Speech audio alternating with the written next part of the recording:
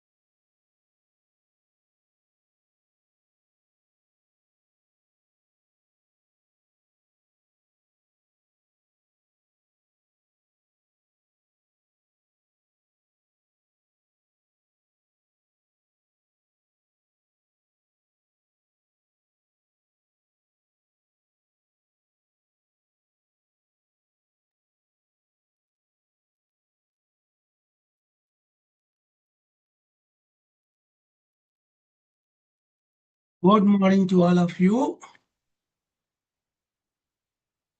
Good morning, sir. We'll just wait 5 minutes more, then we'll start the meeting. Good morning, sir.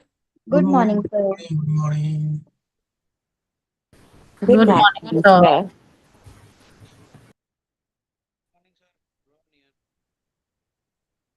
Good morning. A few more people coming in right now. Yeah, there's a...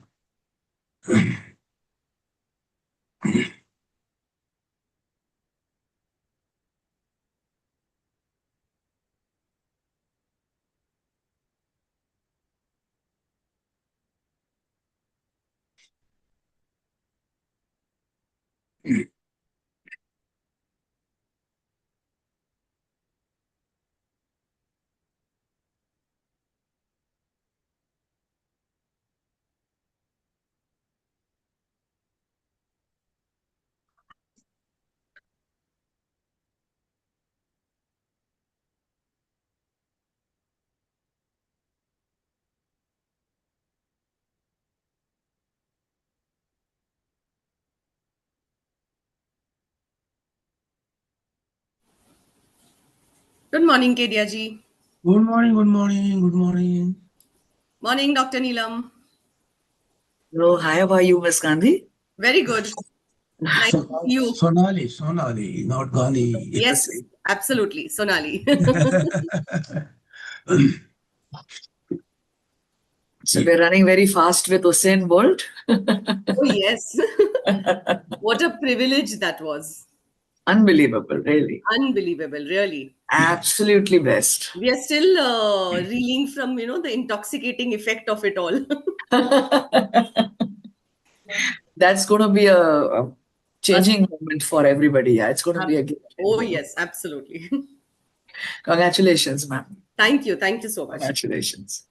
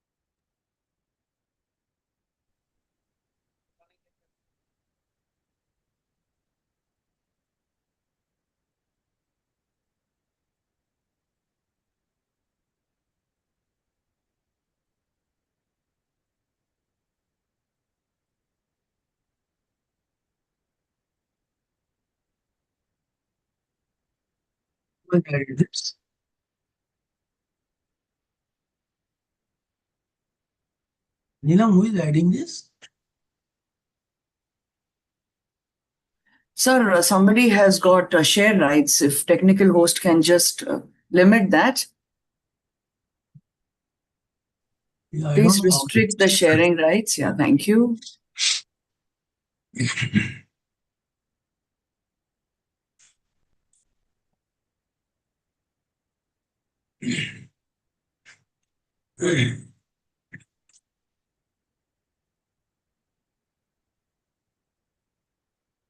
Two, 3 minutes more, huh? Then we'll start.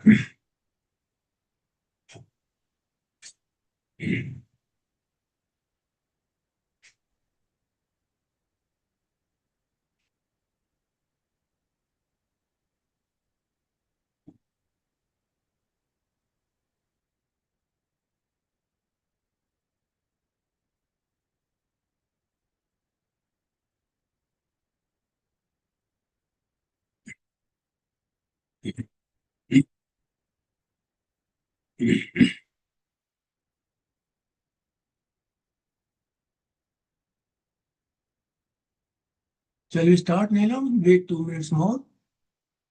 Anybody is waiting? No, sir. Just us now. Please. Good morning and welcome to all of you. We are meeting after a long time.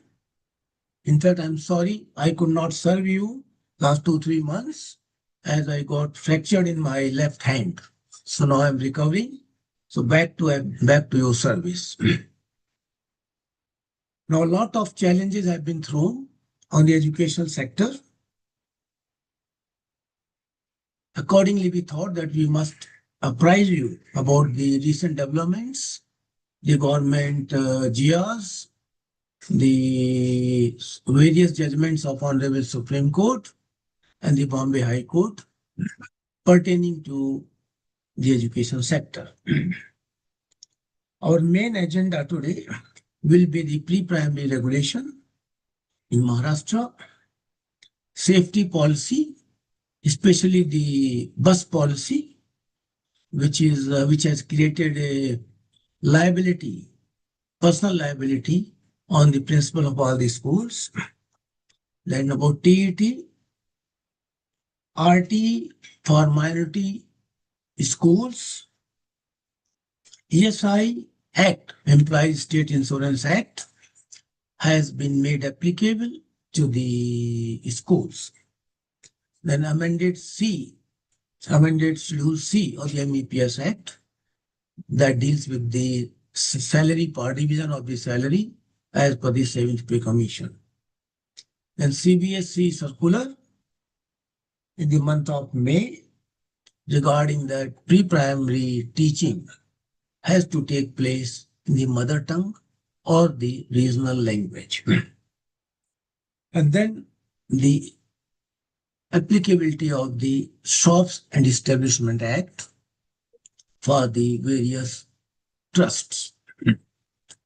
Now let us deal in detail with individual agenda item. First of all, I will take the new act known as the Maharashtra Early Childhood Care and Education Act 2025. First, I'll run through the bullet points of this particular act. The objective of the act is to regulate the pre-primary or the early childhood education in Maharashtra. It is applicable to all the pre-primary schools, whether stand-alone or attached to a primary schools. Or creches are only exempted from this particular act.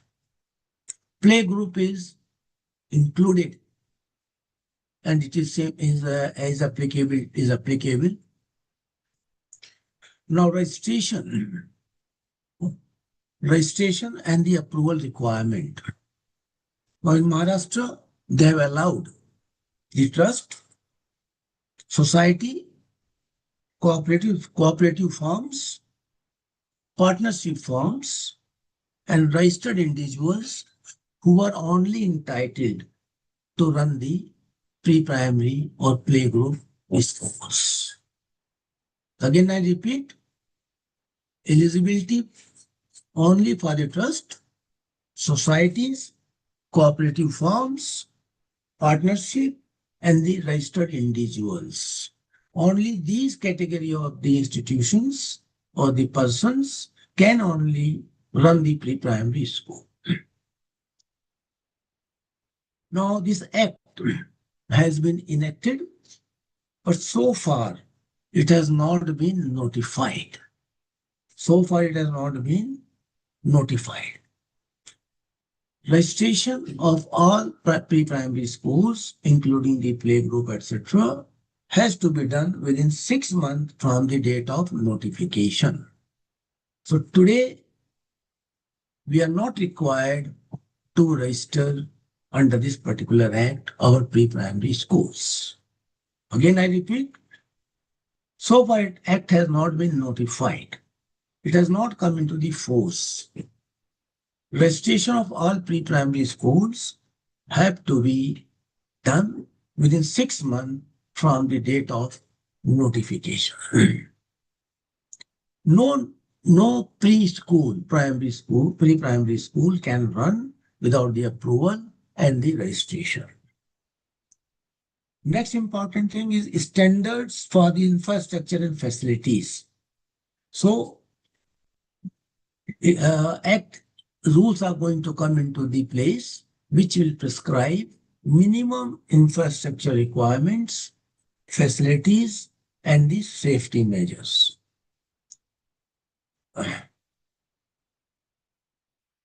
Safety measures adheres to the standard for health, hygiene, and general environmental also. Next is curriculum and learning methods. It says that every pre-primary school has to follow the syllabus prescribed by the MSECRT or NCRT, SCRT, or NTT designed by the NCT. That means we have no choice except to follow the laid down syllabus even for the pre-primary schools.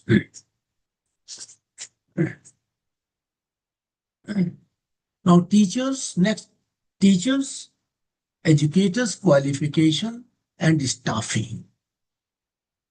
It very clearly stipulates that all the teachers should have the qualifications as laid down by the notification by the NCT. You may recall that NCT requires that every primary school teachers have to have 2 years ECC, not 1 year.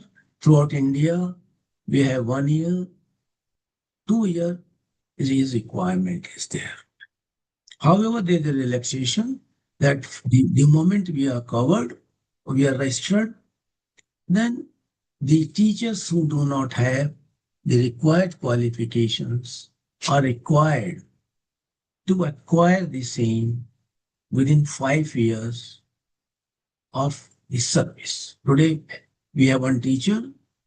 Once we are registered, from that particular day, teacher has to acquire the basic qualification within 5 years. Otherwise, the teacher loses the lien on her job. Even they have included the teachers and even the helper they have included in the category of the teachers. Now, next important parameter is a fees, admission, and governance. Fees, it looks that government is going to notify the maximum fees which a school can charge. It is not that you can determine the fees. Government is going to say that this will be the maximum fees for the pre-primary kids. Admission, schools cannot deny admission. That is also a very big parameter, that anybody comes to you, you are supposed to admit. You cannot deny the admission. Then there will be a mandatory PTA, like our normal 1st to 10th. But here, they say PTA means 75% parents, 25% teachers. Even out of teachers, parents, 75%, out of 75%, 50% have to be women. Meeting has to be have every month. Now, once this is there, then there will be a committee. Committee, the senior most member will be the committee chairperson. Head of the school will be there. One teacher will be there. 75% will be from parent side. And there may be a representative from local body, which is very, very dangerous. Next is a monitoring data and online information. They are going to create an online information system or the portal to track all the registered pre-primary schools, and we are required to feed data regularly on the portal so that education department can monitor the progress of individual schools.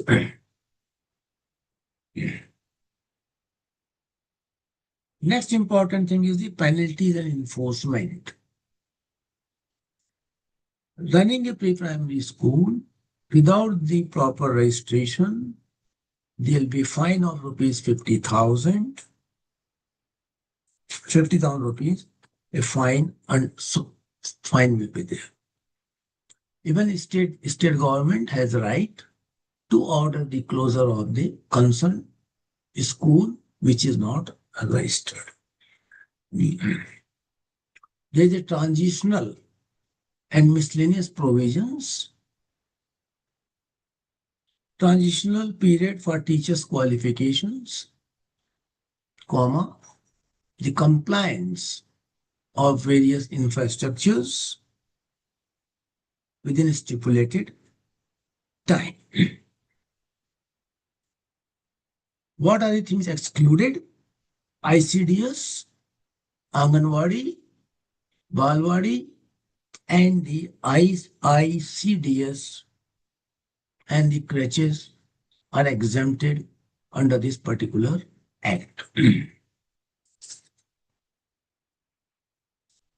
Now, what are the ambiguities and implementation challenges? There is no clarity about the clarity in various items under the definition. Like a teacher, helper, one maid is also included as a teacher. So it has to be clarified. Infrastructure norms for a pre-primary, whether we can afford that. They are not specified whether we can afford that. It will impose a very high cost on the small pre-primary schools, especially for the rural area, small and rural preschools. Age criteria. Now there's ambiguity. It says 6 years, whereas as per the NEP, otherwise state government norms throughout the India, the entry level is 3 years in nursery. And very cumbersome thing, renewal every 3 years. That is also a matter of concerns. And biggest concern is the staffing in rural areas. Whether rural areas can get a proper qualified teachers. These are the bullet points. These are the bullet points.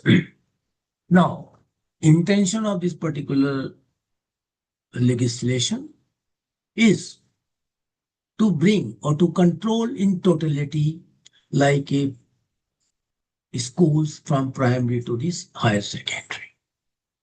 As you are fully aware that the first to 12th is governed by various educational laws in Maharashtra, even in Gujarat also, like your MEPS Act, Fee Regulation Act, Self-Finance Act.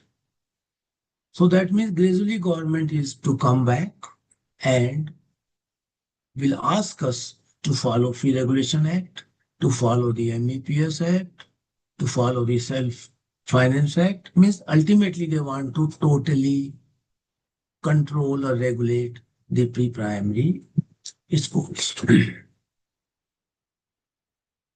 These are the bullet points. Then briefly I will run through to you the main definitions which is going to affect us.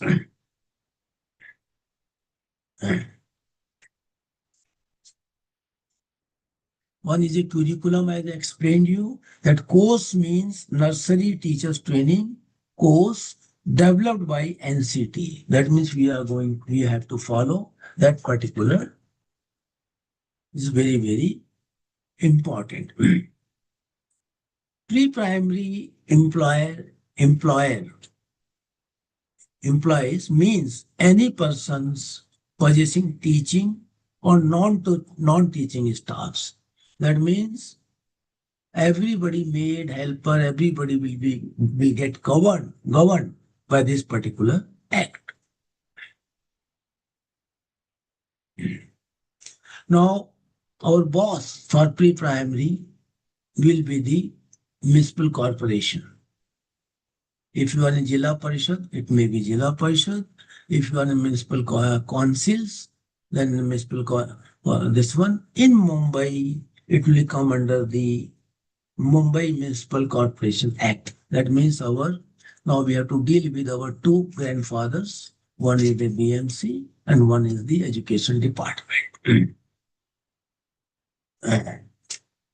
Similarly, the fees, as I explained you, will be notified by the government that one can charge maximum fees.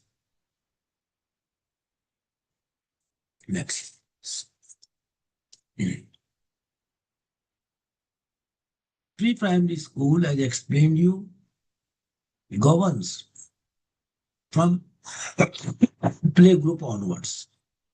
Playgroup is not exempt. What is the teacher's definition?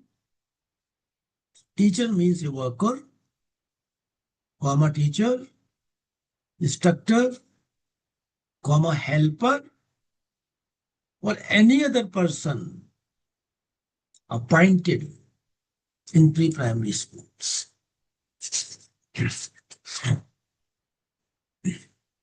Then registration within 6 Sir, months what were the last three words in the appointed in the? in the pre-primary school.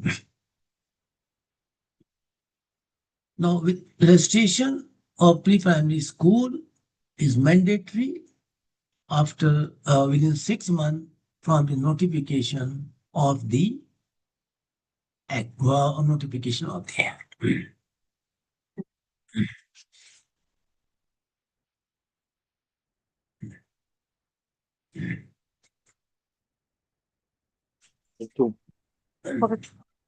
Now, once we make application, which is a very dangerous proposition, once we put a application, they are going to put on the website or the portal, and they are going to take the opinions of the public whether particular application can be processed or not.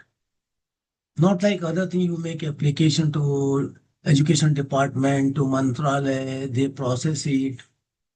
Nowhere in the country any application made to the government is put to the public opinion for giving the registration or giving the license. It's a very, very peculiar stipulation.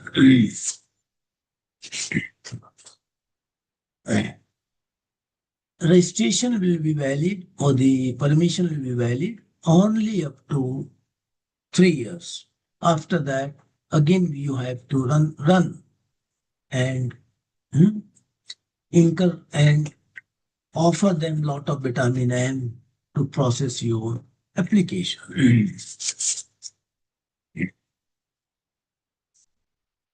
Now, our rights have been curtailed.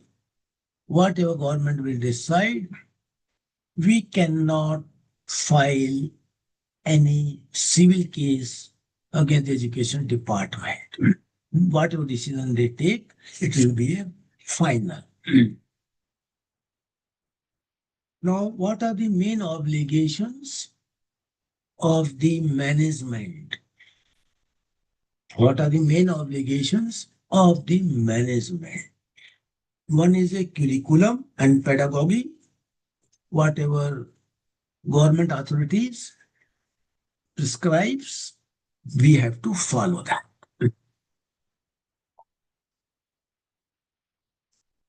Number two, they will also specify the minimum space requirement or indoor and outdoor space, provision for minimum toys and learning material they are going to also prescribe.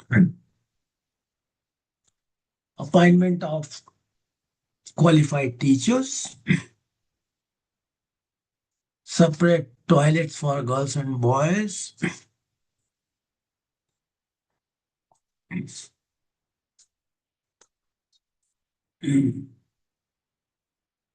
and it gives a right to the management if any teacher does not acquire the qualification within 5 years, then that particular teacher will lose the lien on the job. Fee structures, the government is going to decide and put a maximum ceiling for that. Admission, not to be denied.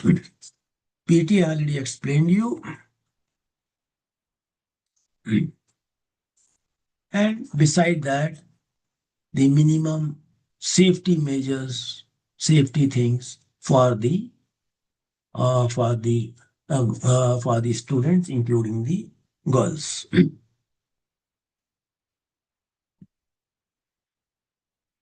Now, very dangerous provision that the local representative of the area can come, inspect our schools along with the PTA body, and whatever suggestion they give, one has to discuss and carry out that.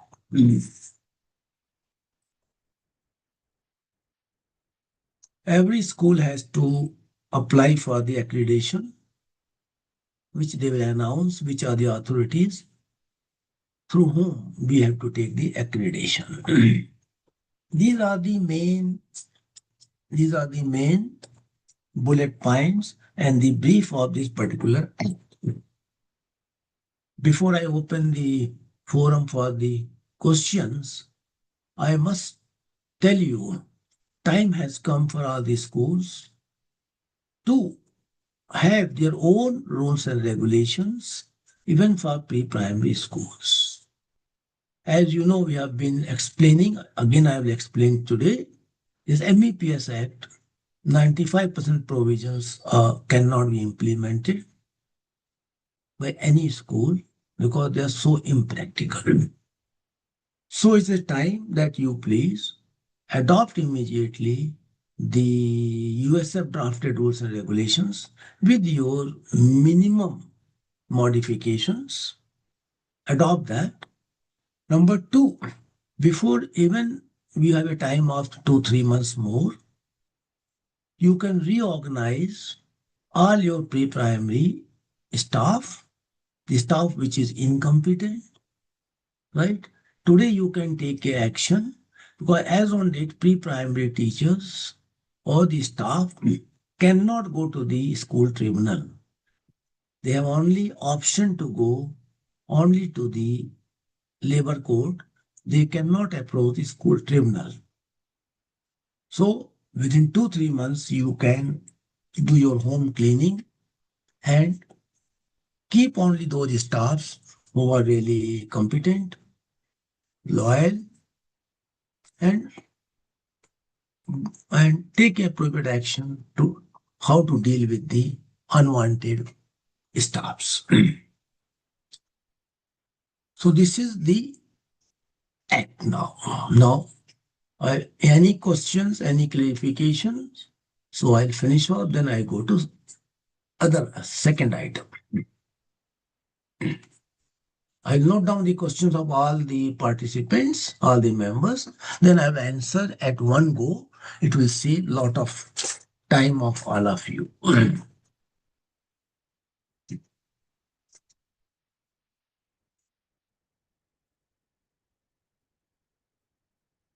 No questions?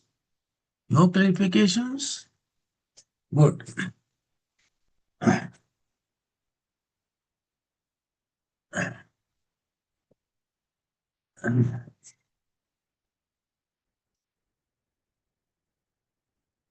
Again, I repeat, you are not required to register till it is notified. Few schools have taken a liberty to register, which was not required.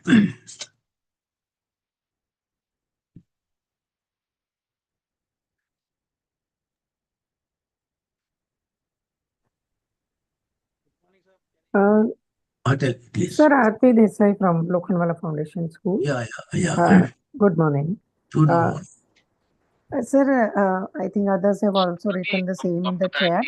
If you can share the unaided school forum rules and regulations which you were speaking about with the schools, we could go through the same and maybe adapt accordingly. Okay, we'll do that. Thank Good you, sir. afternoon, sir. Kashmira here from MTET School. Yeah. Sir, you mentioned that we have to take each and every application who comes for admission into our school. My only question is that we do receive applications which are not in the vicinity of the school, like they are from Andheri or from beyond Andheri, Jogeshwari. Is it mandatory for us to give admissions to such students? See, here I clarify to you. See, the territory is only applies to the RT students, right? Okay. RT students only territory applies 3 kilometers or 1 kilometer. It doesn't apply, as far this act is concerned, it doesn't apply there, right? It says you cannot deny admission. Number 2, screening is also prohibited. You cannot screen the child. Both the parameters are important. But still, this is their proposal, which is not going to sail through so easily. Okay. So easily. Thank you, sir. Yeah. Sir, good morning, sir. Can you hear me? Yeah. Hello. I think somebody. Yes, sir. Can you hear me? Yeah. Sir, I wanted to ask you, you said that we have to give admission to all. We cannot refuse. But some children have issues like autism and some maybe issues like that. So what to do with that? So we'll see that. This is today what I explained to you, that this is the proposal. This is the proposed act says that, okay? Now today, we have to deal with different situations. Somebody autism is there, somebody here does not.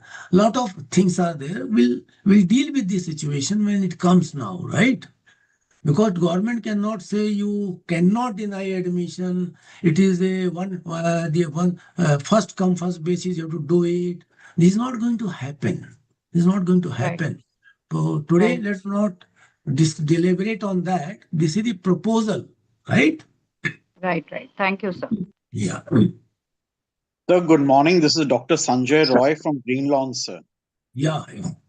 Sir, my question is, sir, that are there any rules and regulations for the number of seats in case of the transfer children who come from different backgrounds from different states. No, there's no provision so far in this. It is very, very, very vague. You cannot deny that, all. Okay, sir. Okay. Thank you, sir. Good morning, sir. Good This is morning. Mona Jaiwala from MBBI WaveG. Sir, we Yeah. have a pre-primary school existing already, but it is in the name of another trust. The trustees are the same, almost the same, 1 or 2 here and there. So it is called Moti Burman Trust, and we run a school. The state board school is Menosh Burman Trust. So do the Menosh Burman school state board has to have their own pre-primary besides this Moti Burman one? You are already running a Yeah, but the pre-primary. name of the trust is different. Yeah. You are already running the pre-primary in a different trust. Okay. Yes, sir. Law says any pre-primary existing standalone or attached with the primary section, it has to be registered. If you want to run it within 6 months from the date of notification, you have to register it. Okay, but we don't need to have our own pre-primary. The state board doesn't have to have its own pre-primary. Is Not it required. okay? Not required. But Okay. when NEP policy is going to come in, that time we'll deal with that. Okay. Yes, sir. Thank you, sir. Good morning, Thank sir. you. Good morning, sir. Can you hear me? Rohan here. Yeah. Yeah, Rohan. Good Yes, sir. morning. So this does not give any clarity about pre-primary being for profit or for non-profit. You can complete your question, I'll tell you. Yeah, same thing. Whether that means they are being allowed to run pre-primary schools for profits. No, ultimately, Rohan, now as they say, now it will be allowed only by the trust or the societies, right? So if you are running by the trust, then you know that what But they have limitations told are proprietorship also. They have told registered. partnership also. Where Yeah. partnership and proprietorship, there is no other act. There is only Yeah. for profit. Correct. So that is, but they are going to prescribe the maximum fees, right? So we have a limitation that we can charge our own fees of 2-3 lakhs rupees, and then we make a profit. Government will tighten it. In fact, in my opinion, they will make all the laws applicable, which is applicable to the 1st to 12th. What about Gujarat, sir? What is happening in Gujarat? The Gujarat, though, they are very particular. Only the trust and trust society and the Section 8 companies can only establish the schools. But here they have diluted it. Rohan Jay here. Yes, sir. So good morning, sir. So, Good sir, morning. Thank you, sir. what I am hearing internally, it is that the pre-primary will mostly come under trusts only as a non-profit. That is what I'm hearing. No. See, if you are running any school in trust, you have a limitation. Right? You have a limitation. Otherwise, also TMFI says you cannot have more than 15-20% profit. Right? Correct, sir. Right. That is the Supreme Court law.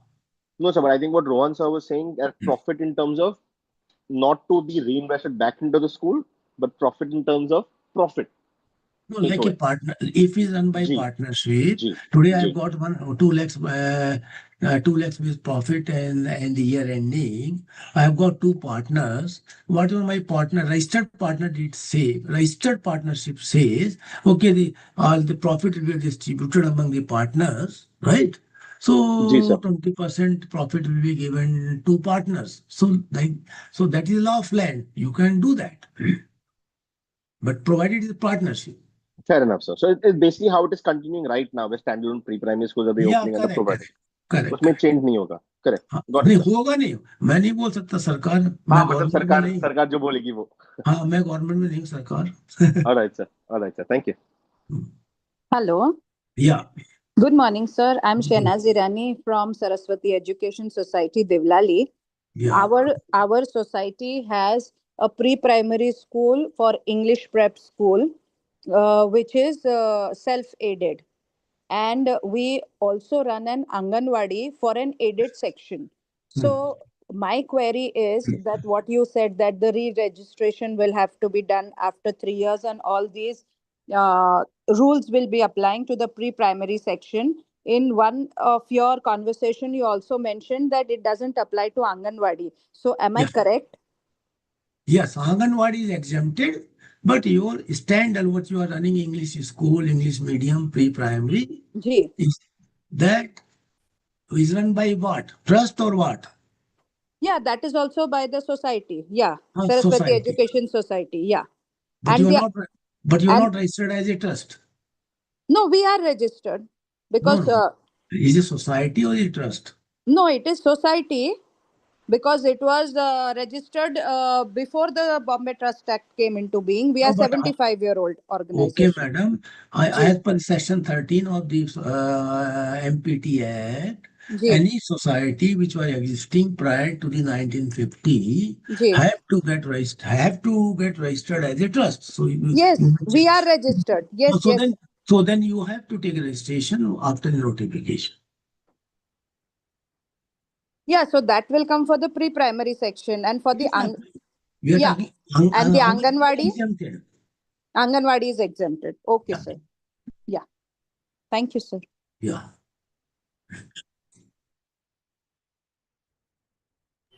So, sir, is it eventually that we all the schools will have to register, or we can take a?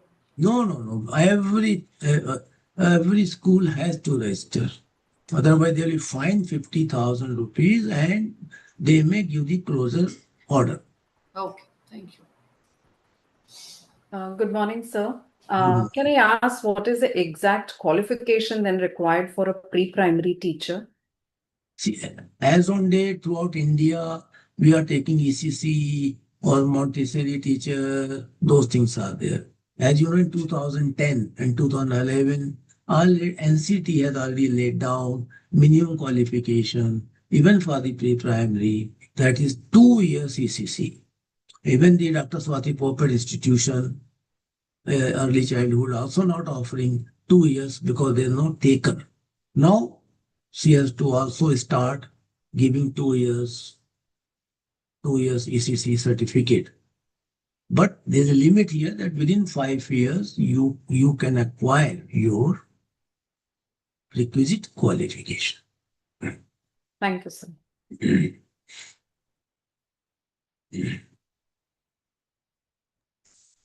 Sir, the draft that you had shared with us regarding the Pre-Primary Act, that also stated that for the qualification of a teacher, the teacher needs to have a graduation degree as well, along with the professional qualification. Yeah. So that means the teachers who have done 10th or 12th, they will also have to undergo the graduation degree, right?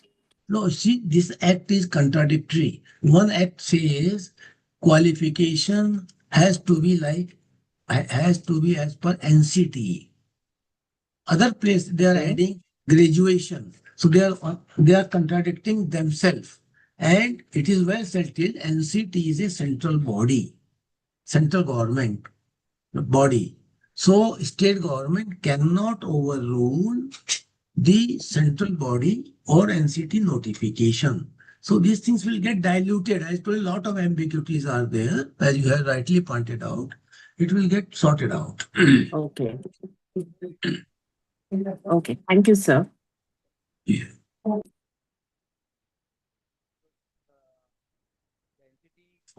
So could you please, good morning, sir. This is Tejal. Yeah. Could you please advise on the language of instruction? You said that we'll have to teach in the regional language or mother No, tongue. I think you are going beyond the subject. I told you CBSE has notified that we'll deal separately. When we come there, we'll deal a separate item. I'll deal with that. Okay, sir. Thank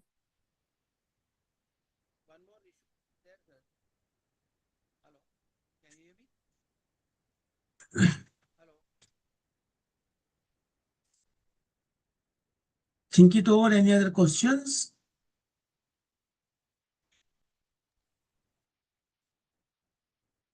Just give me 1 minute. I've got an urgent call. I'll just give me 1 minute on it, please.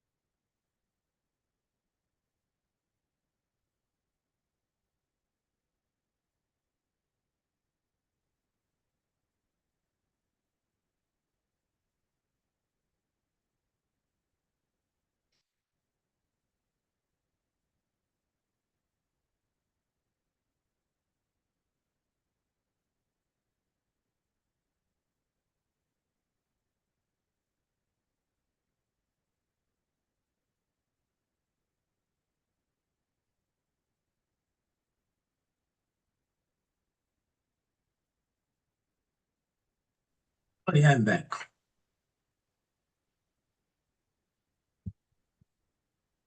Tell me now. Any other questions for this particular topic?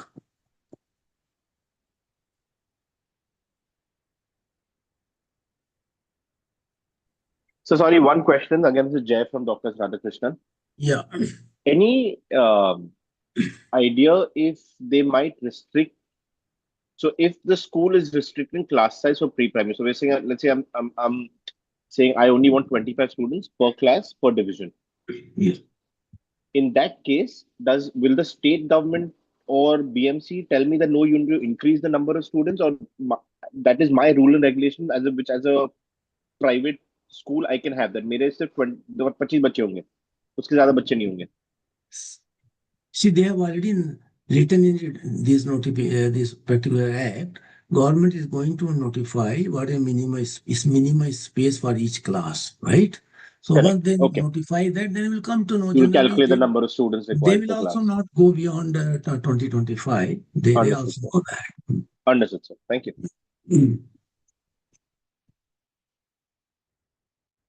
Shall we go to second topic or anything else? Any question? No. Okay. Now our second agenda topic is the safety policy. Safety policy, right? The government of Maharashtra, as you know, they have notified notification dated 13th May 2025, through which they have laid down the broad safety policy for all the schools, including the transportation. So I'll just run through the basic points, basic parameters. One is a child protection and reporting. I'm going broadly, I'm not going in detail. I think most of the principals, management know what are the inside the. So child protection and the reporting, including the POSCO, what are the things to be done, what is not to be done. Next is counseling and psychological safety. Well, every school have to have the trained counselors. That is mandatory. You have to install a complaint box at visible places. One has to see twice in a week and keep records of all the complaints received. Who is coming all these things? I think somebody is disturbing our and keep records for 6 months. Next parameter is anti-bullying, and safe campus measures. Formation of Sakhi Savitri Committee. CCTV surveillance. That every school have to have the CCTVs at entrance, corridor, classrooms, playgrounds, and toilets also they are telling, right? It's a very big question mark. Footage must be reviewed thrice weekly.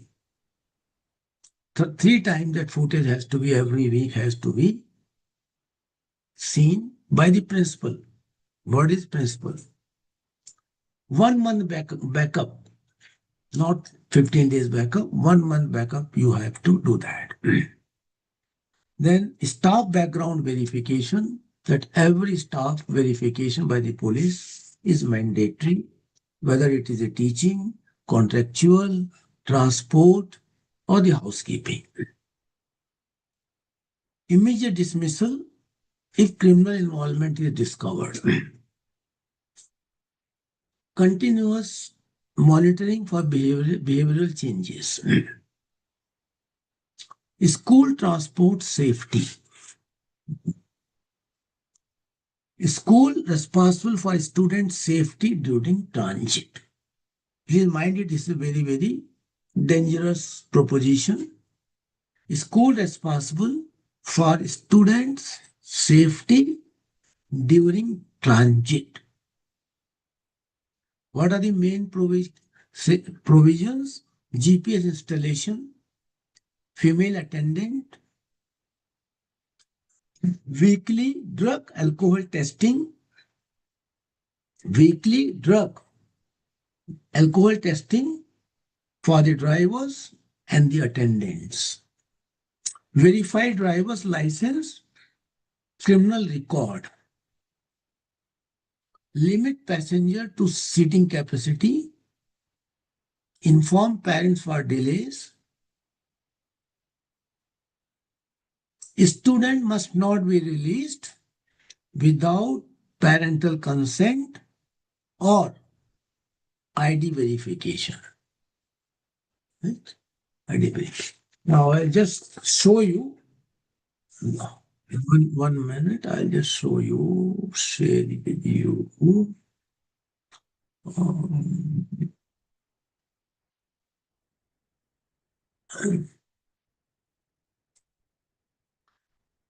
Sorry, I'm sorry. I put the wrong. I'll just put the.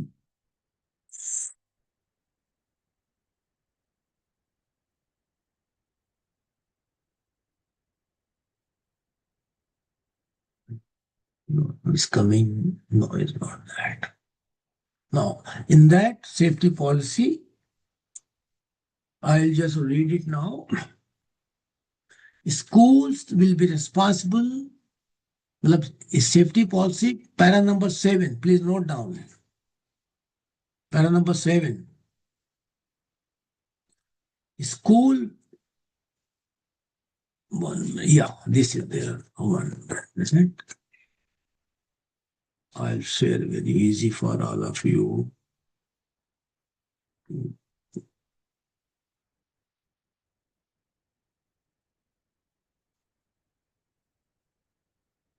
Yeah. Now please read it. The para number 7, the following procedure have been agreed upon in relation to safety of a student in context of their studies. School will be responsible for ensuring the safety of children during transportation. It's very, very dangerous thing. School management should also take necessary steps such as driver verification, implementation GPS, buses, safety, training of the school transport, etc. Women attendant in every bus. Effort should be made to appoint women drivers for school buses. Before appointing as a driver, his or her driving license should be verified. Before appointment, driver should be checked by the principal or school management to ascertain whether the driver has committed an accident or has any registered against any case registered against him or her for careless driving. Whether driver consumes alcohol or drug should be verified. So that means total safety, transport, transit. This is not that within school. They are talking during the when child leaves the house, comes to this particular thing by the transport, either by the school bus or by the van. So such a big responsibilities, and only principal is responsible for that. In this connection, I'll just now, very important thing for us is only that I'll just recall your memories that transportation in a school is done by 2-3 means. One is that school engages the buses. They make arrangement with the transport company, and then you have to have a transport committee. You have to have a weekly meeting as stipulated in the GR. That transport committee is totally responsible that the bus provider is having or meets all the requirements of the safety norms as stipulated in the GR. Correct? You must be aware about that. Second is that parents are coming at their own by their own transport. Third is that even they are engaging collectively they are engaging the school vans, and they are coming that. Till now, the stand of the school management that we are only responsible for the safety of the child during transportation, provided we have a agreement or we have engaged the bus provider and have a written agreement with them, and we have a transport committee at our place. This is that much so far that was a position. Is correct or not? Now, what happened? We must be knowing we are having the Central Motor Vehicle Act, which governs all the parameters about all type of the transports. This particular act provides what is the school bus. What is the definition of the school bus? As per the Motor Vehicle Act, the school bus definition is any bus having more than 12 seating capacity. Bus is having 12 seating capacity is not a school bus. If bus has to have minimum 13, more than 12 seating capacities, that is known as a school bus. For that, if you have an agreement with the transporter, bus provider, then principal of the school or management of the school are responsible for the safety of the child during transportation. Those obligations are on you. Government of Maharashtra, unfortunately,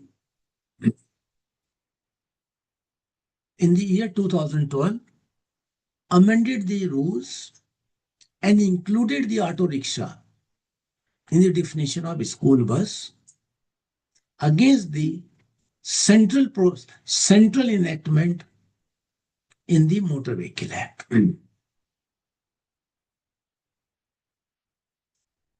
In 2016, again government of India has not amended the rules and very clearly said school bus means any bus having more than 12 seating capacities. However, the government of Maharashtra, then PIL was filed in the Bombay High Court, and very active interests were taken by the Bus Owner Association, especially Mr. Anil Garg and team.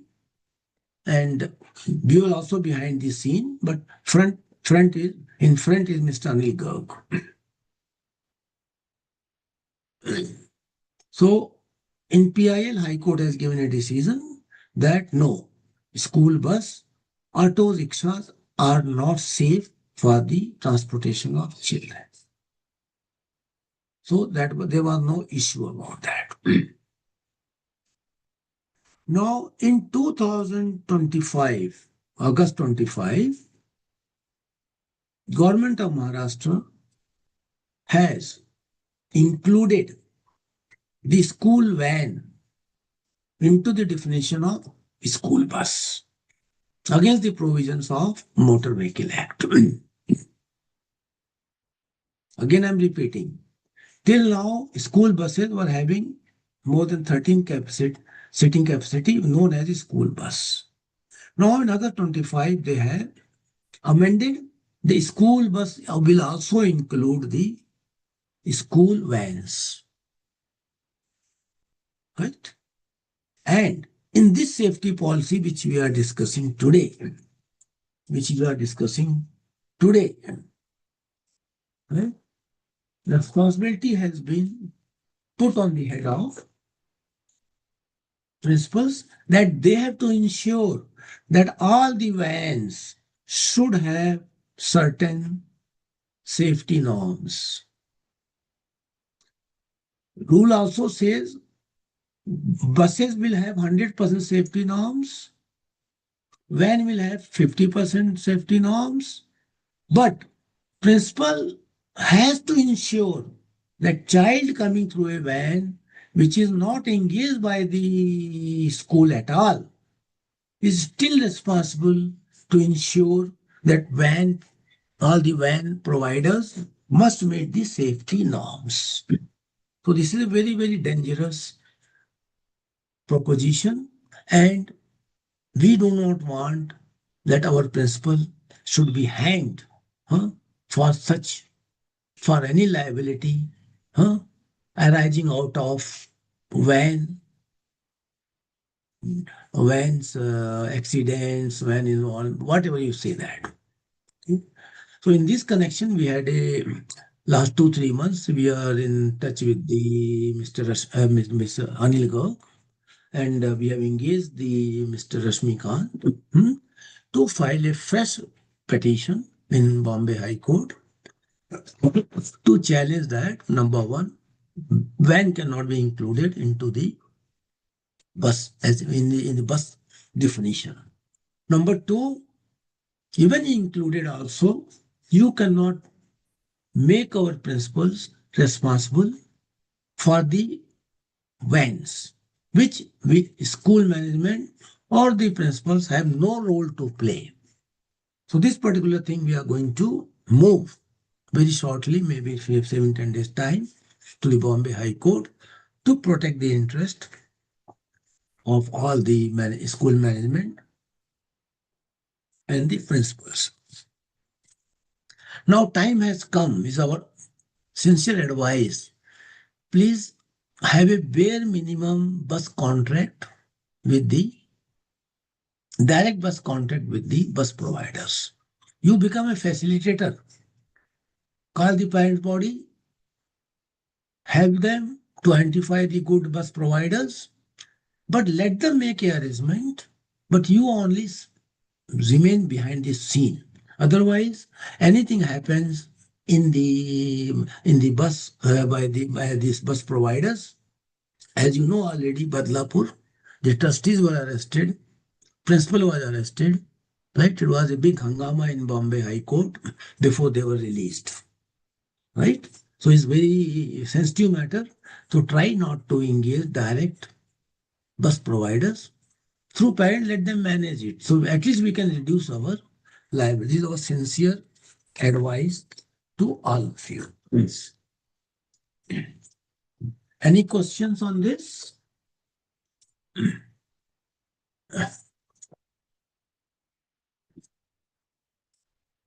Any questions? Any clarification?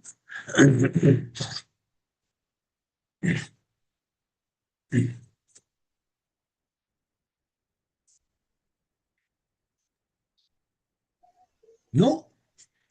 Sir, for so for private unaided schools, our children are coming from 18 adjoining villages where the parents decide in whose van which child is going to be sent.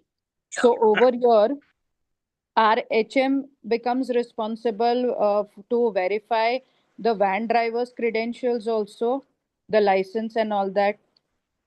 See that this particular notification says, see whatever I have told you notification, that says to protect your interest of your principal and the management, we are going to move to the High Court to protect your interest. This law says that principal is responsible.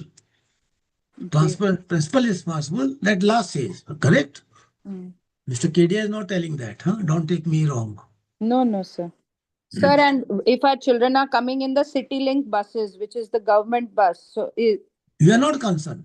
See, my only sincere advice, seeing the government attitude, right? They want to make my school management and principal responsible for anything. Anything and everything happening. So why we should take on, we become a facilitator between the bus provider and the parents, and we can give one table to them in the school, please collect your bus fees. But we should not enter into any agreement with the bus provider to carry our children, right? Unless it is very, for few school, they want to run the school, they have to make certain arrangement because teachers are coming from far away places, students are coming for, that is very exceptional cases. Sir, I have a query here. Yeah. Suppose we are planning to take the children for an educational visit Yeah. somewhere, and we are engaging the facilities of a private bus operator. So Yeah. over there also, when the children are going, and we take a consent form from the parents because it is optional for the parents to send the child or not.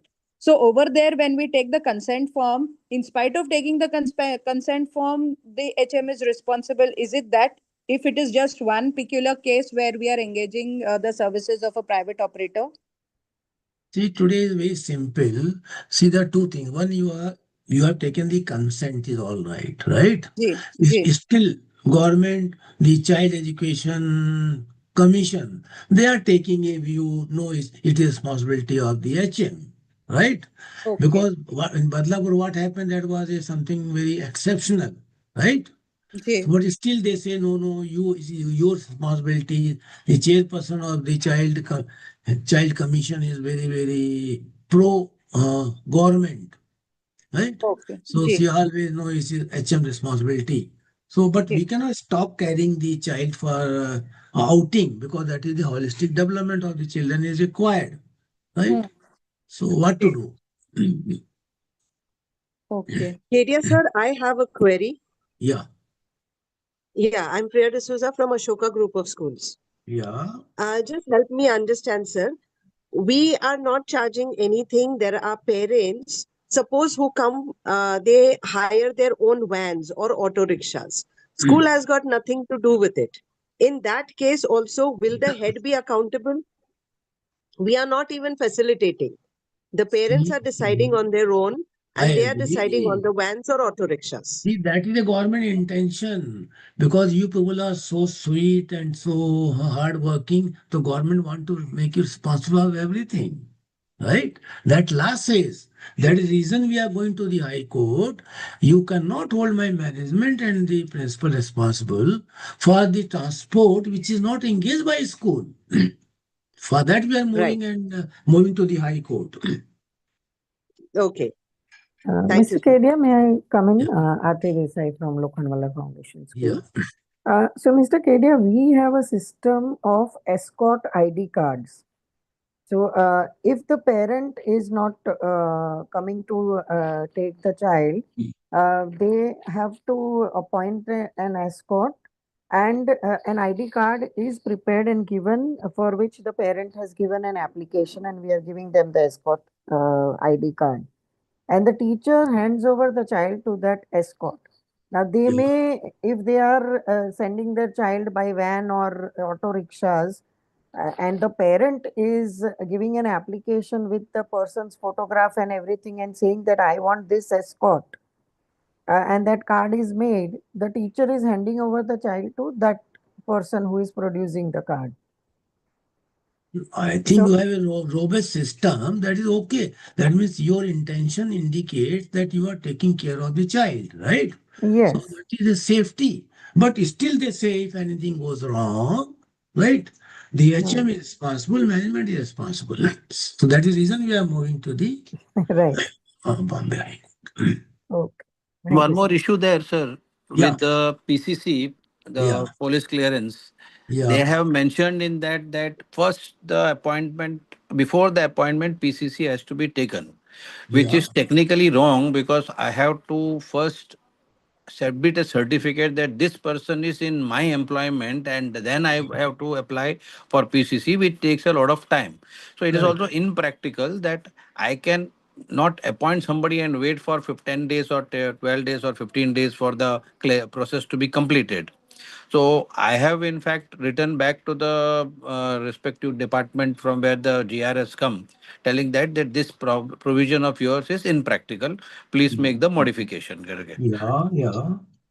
So I feel that is also a dangerous provision which people should know. And if just to protect themselves, I think we should write a letter to them telling that this is not practical here. Okay, you please amend your product. Let them do it as and when they see, or whether they see or not is their headache, not Yeah. our. But we have Yeah. brought it to their notice.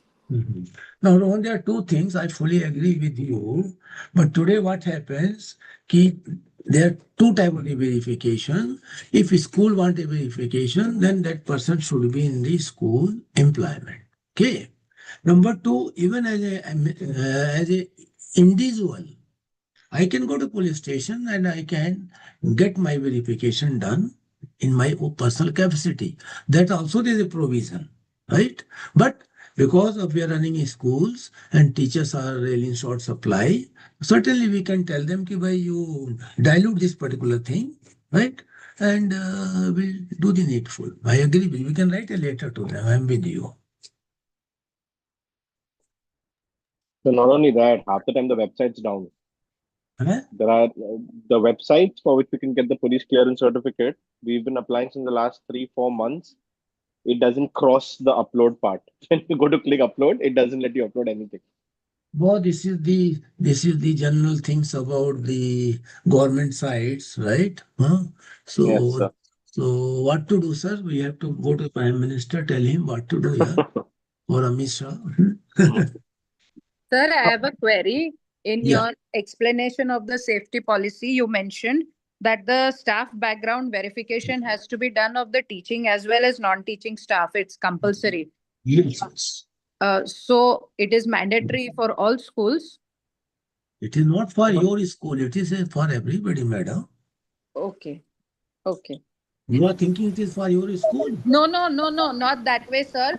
Because when the GR had come for this staff verification before, so there was a lot of hue and cry in our area, and politicians and all had taken a stand that you cannot do this kind of police verification of the staff that you have employed. So that's why I just wanted to know if it is for all schools, like it is compulsory. Yes, compulsory. See, tell your politician, bole bhai, please go to government. They have put a condition. You school has not put a condition for a verification, correct? Correct or not? No, quite right. That's why I just confirmed from you. Okay. No. Anything else on this particular safety policy? Good morning, sir. I had three queries. Tell me. One is for the principal, is police verification required? Yes. You are employee. All right. Second query, sir. You said that the seating capacity has to be more than 12, but I got to understand that it was 17. So could you clarify that? No, 100% it is more. Motor Vehicle Act clearly says any school bus should have capacity more than 12 seating capacity. It's very clear. And the third query, sir, that is many of our parents are not ready to have a lady attendant because it increases the cost of transportation fees. So, though we make it mandatory, but the parents are reluctant to pay the fees. We are not directly involved in any kind of transportation. We have not signed any agreement with them. See, then forget it. Forget it. Let parent have any arrangement. Let them come by plane. Let them come by helicopter. Let them come by auto rickshaw. That is the reason we want to absolve you from your responsibility. That is the reason we are moving to the Honorable High Court. Okay, thank you, sir. Good morning, Kedia sir. Rohit Bhatt from Children's Academy. My suggestion for all schools is also to take the PCC and background verification done for all after school classes vendors also, all those who run karate, judo, sports, any other activity, dance. Your school will be ultimately responsible if anything happens at 8 o'clock in the evening with those children. And also for vendors who take the children for bus on a daily, for a picnic. As a school, we have mandated that our vendors provide PCC even for those their employees and give it to us. Good. Good morning, sir. Tell me. Sir, you mentioned earlier about 50% safety norms for van. Could you throw light on that matter, sir? Does it include the CCTV facility as well? See, certain if I go in those details, it will take hell of time, right? What are the for buses that we can discuss separately, or you can let us know, right? Okay, What are, okay, sir. Thank you. otherwise it take hell of time of all the members, which is not relevant today. Today relevancy that we are want to inform you, this is the government want to do that, and we are here to protect your interest. Noted, sir. Thank you.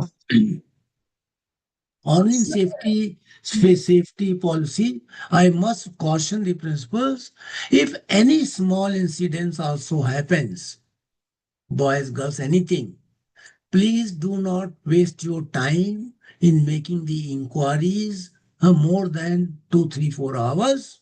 Otherwise, you will be, that concerned principal will be in a problem. Because police, if you have not reported the matter, that means you are in connivance with the either child or with the girl. So please do not take, so many cases are happening where unnecessary principal is doing his job. They are trying to investigate, call the parents, see, ascertain the things. But now in this case, principal has to finish off the work within 1 or 2 hours. Otherwise, report the matter to the police so that nothing comes on the head of the principal. This is my very, very strong caution to all the principals. Shall we move to other agenda now, please? Uh, good afternoon, sir. Yeah, I yeah. just want, sorry. You Ca- tell me. Yeah, so I just wanted to know, we've done our PCC with the police, but we haven't got any revert from them as yet. It's been nearly 2 months. No, what I see today, if you have some BCC, you got it done, not got it done. You have to We follow have with got the it. police. See, today we cannot answer. You have applied it, right? So Right. you have to follow with them, look after them. You know how police works. You have to look after them. Okay. Give you some Okay. jalebi, ulebi, rasmalai. So they will Oh, give you. okay, fine. Thank you, sir. Please ask the employees to go and to their respective, give them the notification and let them, they have to go to the police and Yeah, get their yeah, certificate, yeah, this is please. their duty, not your duty. Okay. Thank you. Chalo. Now, shall we move to next agenda now? Now, next agenda, very, very important, is about the TET. About the TET. First, before coming to ET, I'll just give a background to you. For all the primary teachers, from 1st to 8th, as per the NCT, it is compulsory that all the teachers have to pass the TET. This is fundamental. NCT is a central act. Number two, only the Supreme Court has clearly held state governments cannot dilute the NCT laid down policies. It's very, very clear. Few state governments diluted including the government of Maharashtra, diluted the TET provisions, like government of what is that? Madras High Court has held that TET is not compulsory for the minority institutions. Okay.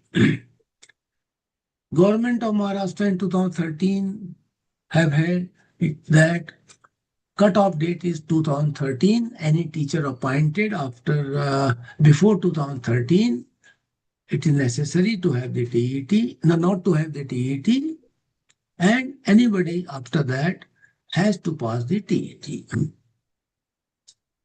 A very important thing that now this matter has been settled in the Supreme Court in very clear terms. The Anjuman Trust in Andheri, Bombay, they have approached the Bombay High Court that TET is not applicable to the primary teachers who are teaching in minority schools. Bombay High Court has clearly held that no, TET is applicable to all the schools all the primary teachers, irrespective of whether they are a minority or non-minority. Against this, against the decision of the Honorable Bombay High Court, Anjuman Trust, they filed a SLP in the Supreme Court. On 1st September 2025, Supreme Court has held that TET notified by the NCT, state has no right to dilute it. Number two, it is applicable to all the schools, irrespective of status, whether minority or non-minorities. Or non-minorities. Clear? So TET is compulsory for all the primary teachers. Only dilution Supreme Court has given on 1st September 2025 judgment that teachers who were appointed before 2009 are not required to pass the TET 2009. Correct? Number two, the teachers whose service is left out,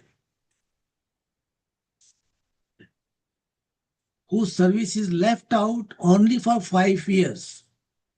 The teachers in primary section who are going to retire within next 5 years, from 1st September on 2025 onwards, are not required to pass the TET, but they cannot be promoted unless they pass the TET. Again, I am repeating. The teachers whose service is only for 5 years, from 1st September 2025 onwards, those teachers of primary sections are not required to pass the TET. However, in case management want to promote them, no promotion unless they clear the TET. Clear?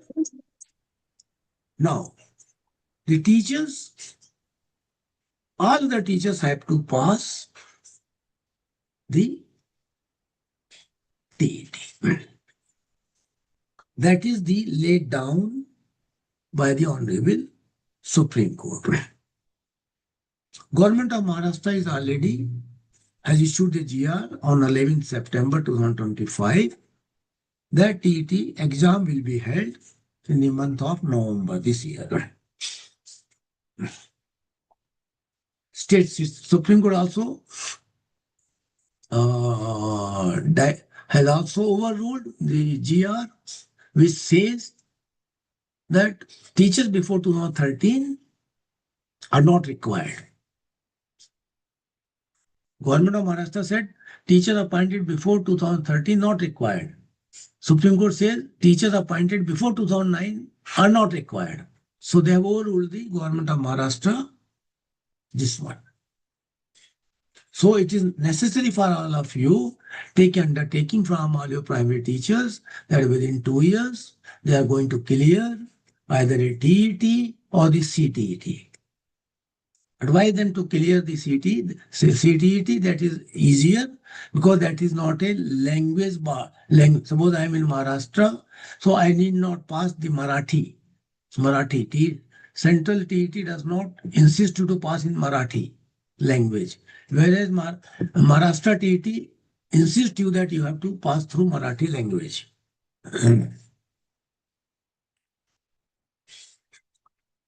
Similarly, the MHRD, Ministry of Human Resource Development, Government of India, they have also issued a circular in 2017 that state government cannot dilute the TET provisions.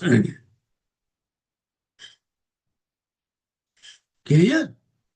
Now, one more thing which is very disturbing factor has come in this judgment. Judges found that the decision of the division bench, a five-bench division, which has dealt with the RT applicability for minority school, is not correct.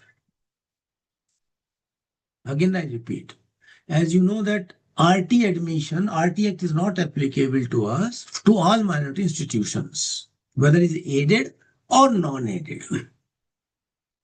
This says, we have reservations that minority school should not have that particular liberty.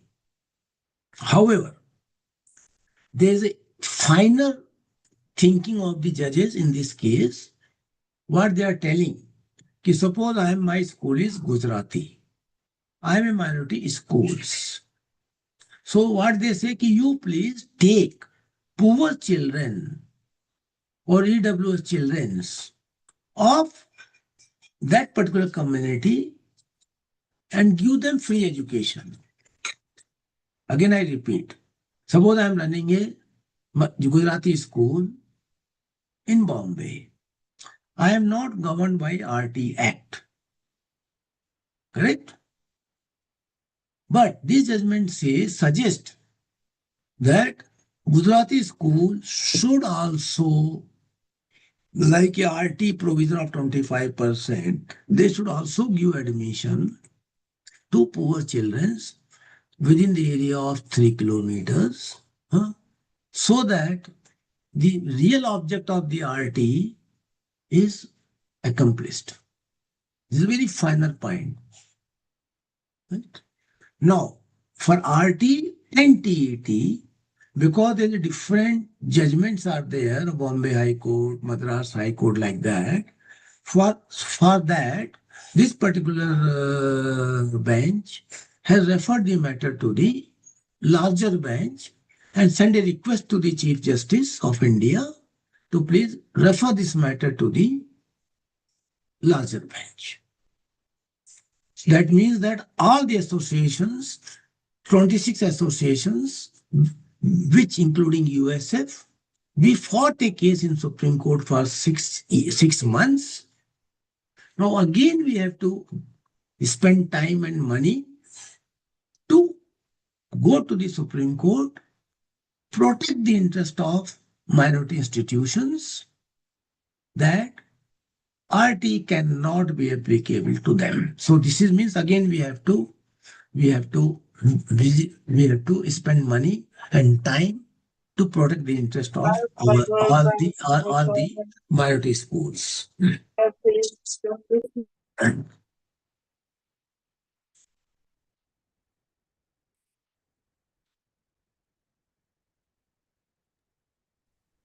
Now this is the very important topic.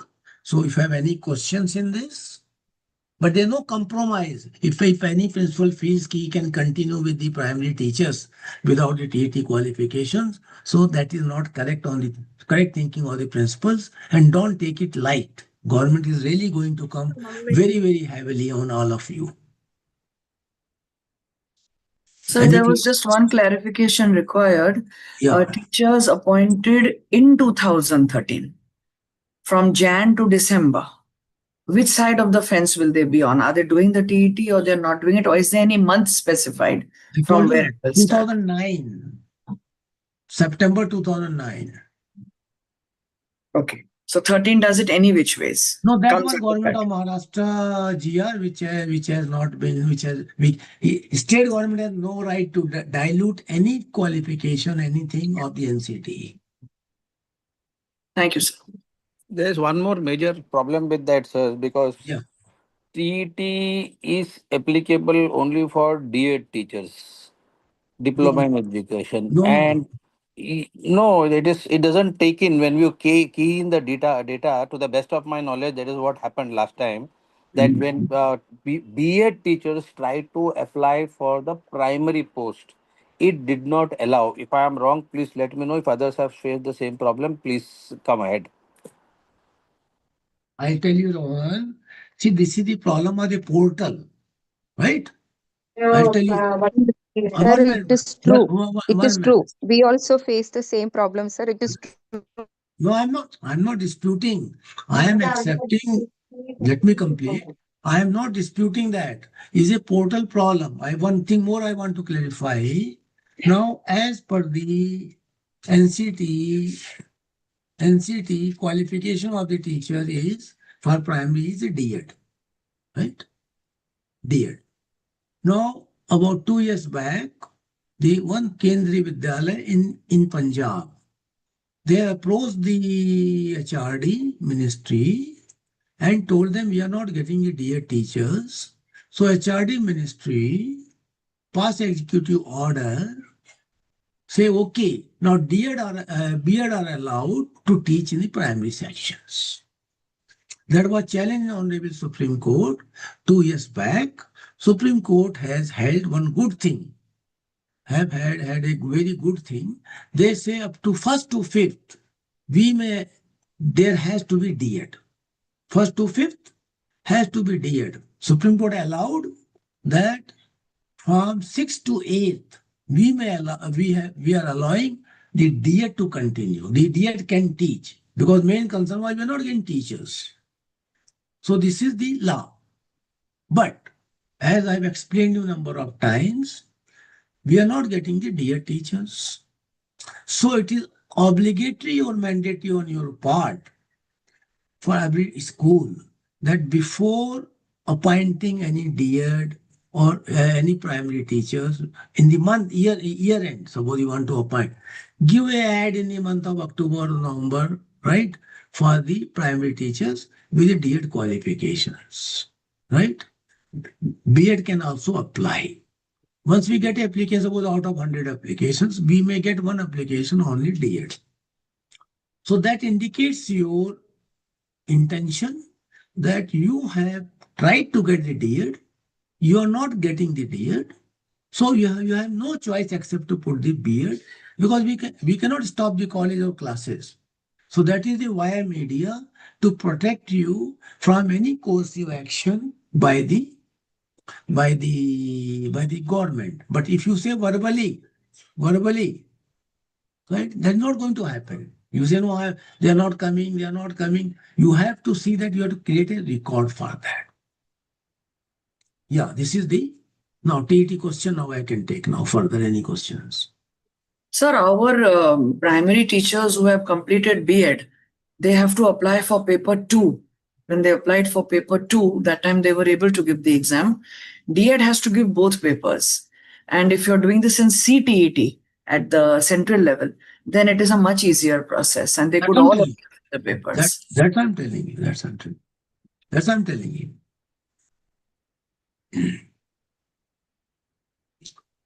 Sir, I have one question.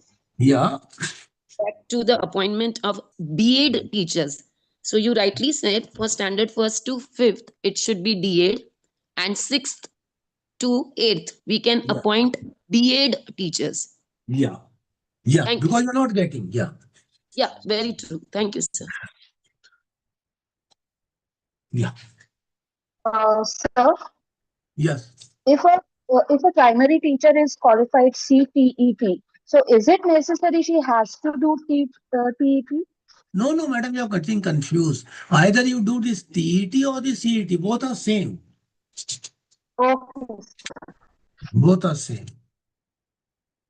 Both are same. Both Yes, are only CTET doesn't give you the compulsion of Marathi, so it's easier. Yeah, easier. Exam is easier and also easier to clear for the teachers in the first attempt. Yeah. Any question, please? Yeah. Sir, in a scenario wherein a D.Ed teacher is applying for CTET, she has to apply for paper 1 and 2. Yeah. And if she has passed paper 1, which is for 1st to 5th, and she did not qualify in paper 2, so can we keep her in 1st to 5th? You have to see that, see whether she clear or not. For she has to give undertaking within so many years, 1 year, 2 years, she has to clear it. It is up to her. You can give one more chance to her. Sir. But they cannot take, no, I am not getting it cleared because I have seen number of schools. Teachers they are not serious about that. Right? They don't, no, sir, we are not passing it, we not got cleared, one paper. What I can do, Bhaiya, you have not got it. Okay. Please mind, government is really going to come very heavily on qualification part and these matters, because when they implement the NEP, everything will be very, very strict. Good afternoon, sir. Good afternoon. For regarding the CET or TET, do we have to give some specific guidelines? So by 1 year or 2 years, you have to complete it? Oh, yeah, you give 2 years, 1 year is too early. Give 2 years at least, but take undertaking from them. Last says they will lose the lien on the job. Okay, thank you so much, sir. Sir, if I may just suggest, you have the format of the undertaking which you had given to the members last year. That could be shared also with them. It's a very simple format of undertaking for MTET and CTET. Okay. Members, if you, sir, he will send it to you. Yeah. Sir, please send us the undertaking along with today's minutes. Thank you, sir. Okay. Minutes will take time. My hand is not. Huh? I'm working with one hand.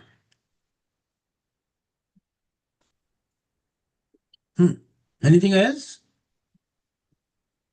So, does clearing the CTET increase your salary, or does it make no difference to your salary? Salary, though, yes, up to you, madam, principal, madam. You have to decide salary of my Kedia, Rohan Bhatt, everybody. You are a principal, right?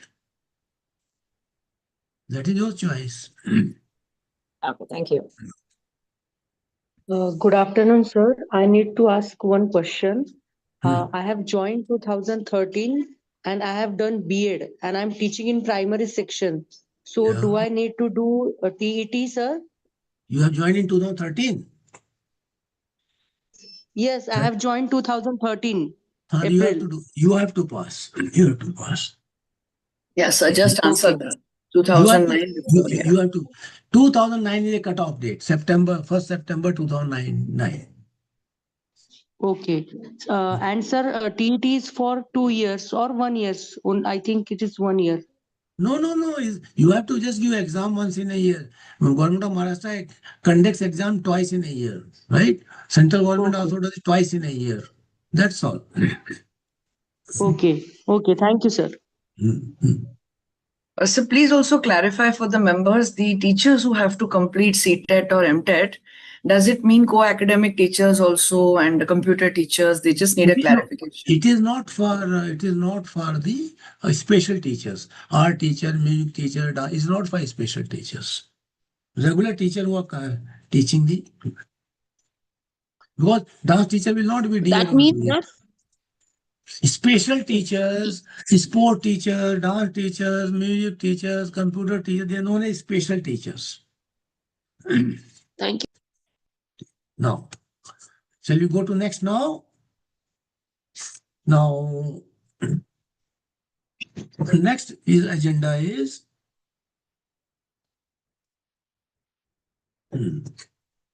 the it is over now. Next thing. Now, school have been burdened with one more act known as a ESI Act. ESI means implies State Insurance Act. This act throughout India so many years was only applicable or mandatory for the industries, for factories only. Government of Maharashtra issued the notification on July 29, 25 and invited certain objections. Now they have already notified. It has come into the force on 28th August 2025. Through this particular amendment, Government of Maharashtra has made it compulsory ESI registration for the education institutions and the hospitals and medical institutions. That means all the schools have to register with the ESI.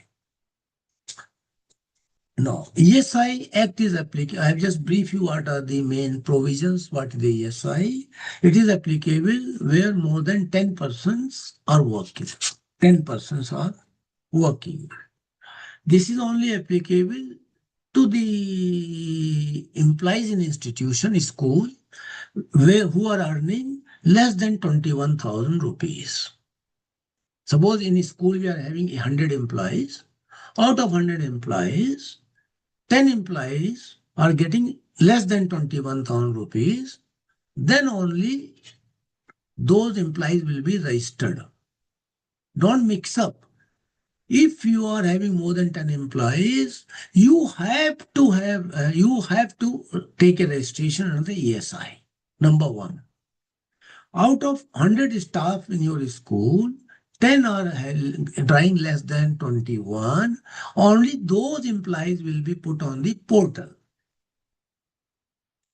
Third thing, we have to pay like a PF. 3.25% of the wages from our pocket, and we have to deduct 0.75% of the wages from the employees, like your PF, right? Now, what are the benefits? There is one ESI hospital is there for the industries in each different areas. They have created a ESI hospital. So what are the benefits under the ESI Act? Medical benefits, sickness benefit, extended sickness benefits, maternity benefits, disablement benefits, dependent benefits, funeral expenses to the extent of 15,000, unemployment allowance. So these are the benefits under the for the employees who are drawing less than 21,000. Correct? What are the duties of employer? Registration is mandatory. Enroll eligible employees. What I said, you 10 employees getting less than 21,000. Deduct and deposit their contribution like a PF. Maintain records, submit returns, allow the ESI inspectors to visit your school, and if you do not do that, fine up to 5,000 or the imprisonment 2 years. So if principal does not take, management does not take immediate action for registration, you violate the act. So 5,000 minimum and then 2 years our jail terms, like all our opposition parties in India, jail terms. For interest on delayed payment. These are the basic thing about the. And here again question comes, what is the wages? Like a PF under the PF Act, wages means basic wages plus the DA. Whereas the definition under the ESI Act is wages means all remuneration paid, which includes basic pay, DA, conveyance and travel allowances, HRA, incentives, overtime, attendance bonus, pay for holidays, leave wages, and subsistence allowance. I mean, here definition is very, very wide. So it's good that it is wide, so that most of the employees will be out of purview of ESI. That is a good part. What is excluded? What you are paying PF contribution for them, that is excluded. Gratuity is excluded. Retrenchment compensation is or ex gratia is excluded. Encashment of leave in certain cases is exempted. So now you have to, all the schools have to immediately, through a portal, you have to register under the ESI Act in Maharashtra. So far, Gujarat, I didn't check up. So far as Maharashtra is concerned, one more burden on the head of the principals and the management, and one more compliance. Haji, any questions? Sir, I just wanted one clarification. 3.25% of wages from the management side, and from the wages, what amount is what is the 0.75% deduction from the employees. 5.75%. 0.75. Okay, sir. And sir, teachers who are appointed on contract for 11 months, will they also be covered in the ESIC? No, they are retained. If you are paying the professional charges, again, here I must clarify to principals, there is a lot of confusion in the mind of principals. Contractual employees falls under two categories. You are taking Mr. Kedia on a contract for 5 years, but you are paying a salary to me. So I am an employee.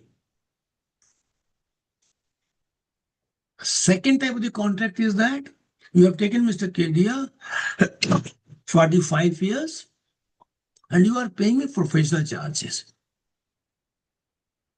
So I'm not employee. I am on retainership basis. Principal always talks the contractual. So please divide contract into two parts. Regular, where salary is going, where professional charges are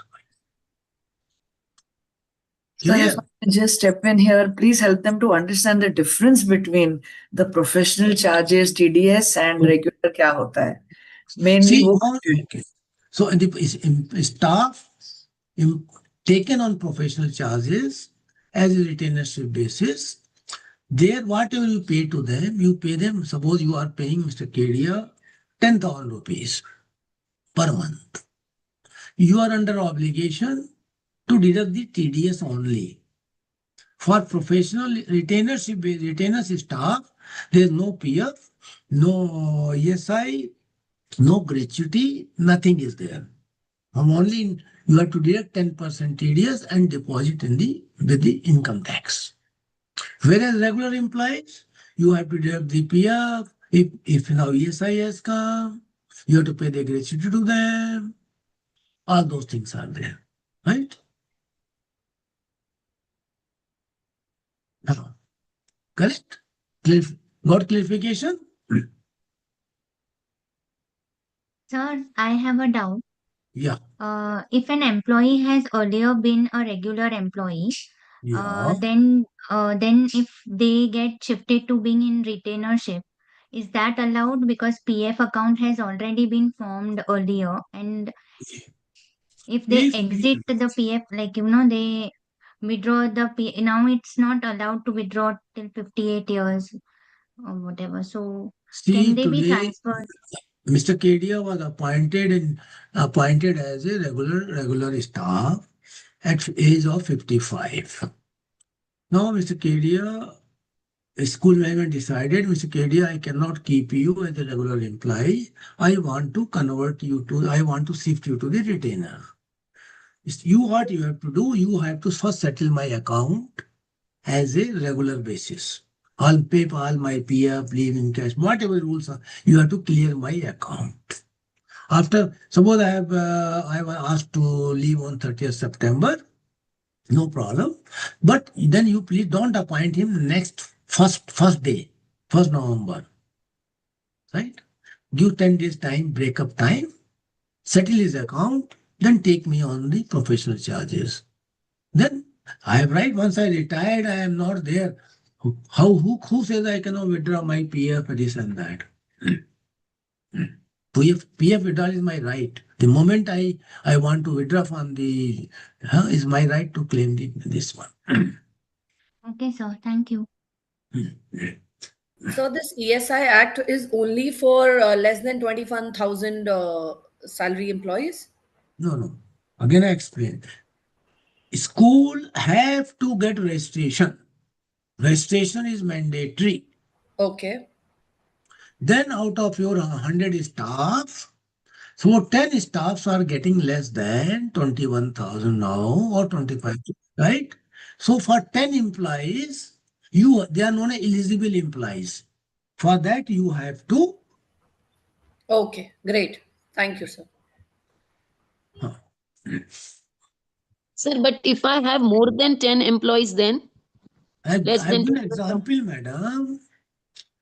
ESI applicable to institutions who is employing more than 10 staff. Okay. How many staff you have? 45. Out of that, 45 employees, including peons. Okay. How many are getting less than 21,000? Approximately. Approximately 15. 15. So 15 become the eligible employees for the ESI. You have to only pay 3.5%, deduct 0.75%, and file the monthly returns. Okay, sir. Thank you. Sir, can I make a request? On this particular matter, since it's brand new and we have never discussed it before, can you please make out a detailed chart and send to the members? Because आपने बोला है कि इसमें inclusive is a lot of things like conveyance and HRA incentives over time. तो वो सब जब तक वो लोग total करके देखें कि उनके employees के कितने हैं, और सर आप एक उनको please एक chart बना के दे दीजिए, so it will become really easy for them. Otherwise, आप तो मुझे, you are loading me like anything when I'm working with one hand. You have no mercy on me at all. Okay, I'll do that. Because I know all the impediments that will come up, और थोड़ा सा sir Diwali homework बच्चों को देते हैं, so चलिए मैं कर देता हूँ आपका पूरा डिटेल में, एथिक डिटेल में प्लीज. हाँ आपको मैं कर देता हूँ. नहीं सर, नहीं, इट्स जस्ट हम्बल रिक्वेस्ट. हो सकता है एक कोई चीज ऐड करके 21,200 भी हो जाए, तो that they'll be able to. Thank you, sir. Sir, I had another query which did come up in the chat box. It is regarding one of the earlier agendas. ये जो PCC का आपने जो बोला है, ये once in a lifetime of the employee करना है ना हमको? Unless he commits again some criminal offense. Okay. Fine. Okay, sir. Thank you, sir. Anything on ESI, please? Sir, earlier notification was released on 29 July, where 1 month notification was given, waiting period was given. So another notification is there, which says that it is compulsory. No, see, notification what to invite objection and suggestions. Right. Now then, after getting the objection and suggestion, they have notified that it is effective from 28th August 2025. Clear? Okay, I had a word with the ESIC director in Mumbai, but he said that there will be another notification for the same when it will be applicable to everyone. No, it has already come. Okay, no problem. But let us not take a chance unless he gives in writing to us that okay is not applicable. Wait for that. As far as my knowledge is concerned, my research is concerned, it become a law, right? Unless there is something else is there, huh? Okay, sir. Sir, do we need to apply for a minority certificate online, something like that has come up? Madam, let me complete my agenda. You note down extra points. I'll come back to you.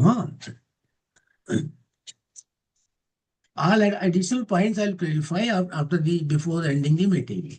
Let me complete all agenda so that otherwise you will curse me. It is already 1 o'clock. I'm holding you for lunch. Your Mr. Prime Minister, Home Minister must be waiting for you to join for lunch. Yeah. Shall we go to next now? No other questions? No. Now, next agenda of the item is the now MEPS Act, short, or very limited point in that. Now, as you know that MEPS Act governs the service conditions, qualifications, and the salary, etc. of the employees working in the unaided private schools. This act was challenged in Supreme Court, and Supreme Court had directed in 2002 or 3 that most of the provisions of MEPS Acts are not in consonance with TMFI judgment. And state government was directed to bring every rule and regulation in consonance with TMFI. Till now, state government has not done that. Till now, right? Recently, they have amended your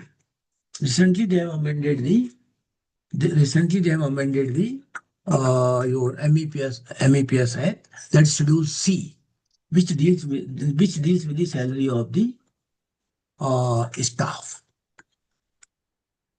Now, this particular, we already explained you all the member number of times that the amendment is bringing at least 200-300 times increase in salary, because they say you have to pay every employee, whether working in Dombivli, Kalyan, you have to pay them 7th pay commission.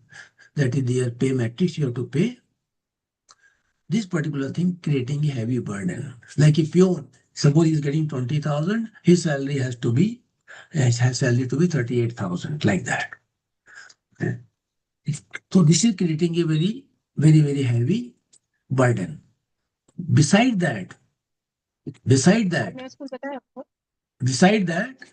particular Schedule C amendment was done on 17/10/2023. Please listen very carefully. 17/10/2023. But it has been made applicable from 1st January 2016. Means that all the schools have to pay 7th pay commission salary from 1st January 2016 to everybody. Correct? Now, for this particular thing, we have already filed the writ petition to challenge 2 things. One is that provisions of MEPS Act are not in consonance with TMFI. Fact is that 95% schools cannot follow the MEPS provisions. They are following their own rules and regulations. It cannot follow that. They are so impractical. Right? Similarly, we cannot pay the salary as per the amended C schedule. To protect the interest of all the schools, we have filed this particular thing. This is for your knowledge. And again, I am repeating, because these rules are impractical, you cannot say you don't have any rules of your own. So again, I am repeating, requesting, please adopt the USF drafted rules with certain modification which suits to your organization, so that tomorrow if case is there, we cannot say in High Court or the court, sir, I am not following MEPS Act.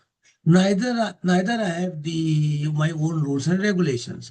If I have my own regulations, I can say that I am following this, because government of Maharashtra has not obeyed, not complied with the direction of Supreme Court regarding the amendment of all the provisions.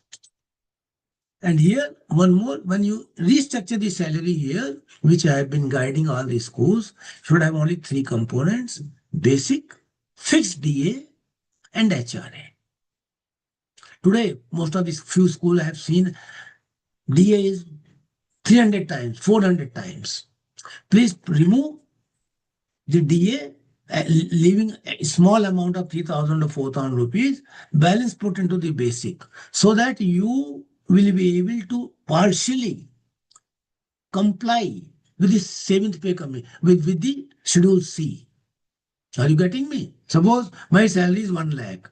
My DA is 60,000. My basic is 40,000. 40,000 my DA. Balance is my HRA balance thing. Please remove the 40,000 DA. Only show the DA 5,000. Balance put into the basic. So your compliance will increase as far as Schedule C is concerned.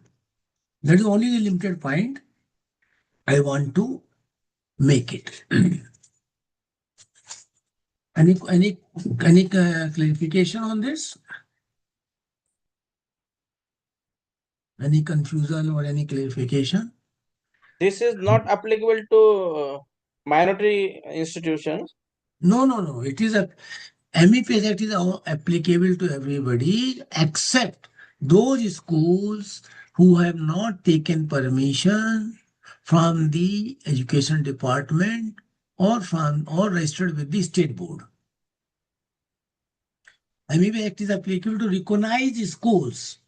Recognized school means recognition by whom? Only by 2 guys, either by the education department or by the state or by the state board. Suppose I am SCC school.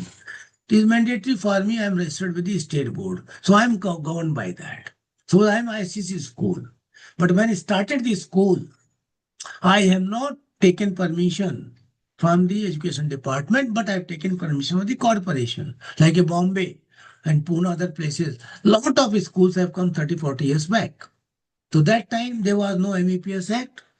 Permission was taken from the corporation or municipal corporation, municipal councils, all Jila Parishad like that. So all those schools not known as a recognized schools, and you are out of the purview of MEPS Act.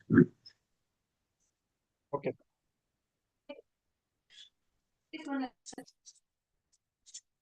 Yeah.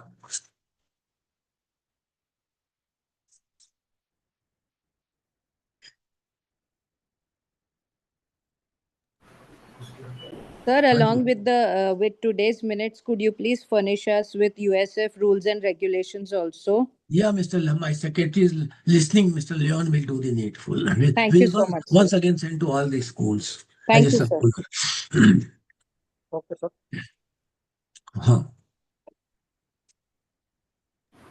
Any question on this? So, sir, according to you, then when they are increasing every year, the increment, they should increase more on basic than the HRA and DA?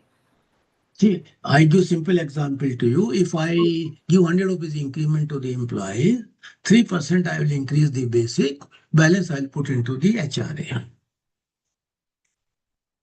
Because please mind, Supreme Court says all other allowances other than HRA are covered by PF. Okay, thank you. Correct? Now I go to next. Can I move to next agenda? Hello, sir. Can you hear me? Yeah, I can hear you. So I just wanted to confirm. You said that the MEPS Act applies to the schools which are like which were recognized by the corporation, for example, and not recognized by the boards. So does it mean that if 40 years back I started my school and we got recognition from the corporations, but then eventually we got also recognized by the board? So are we covered under MEPS now, or if you are still continuing SSC board, you are governed. No, we have gone to the ICC board now, about 15 years back. Provided you have surrendered your registration to the board. Yes, we have. Then you will be out of that. Okay, thank you. Thank you.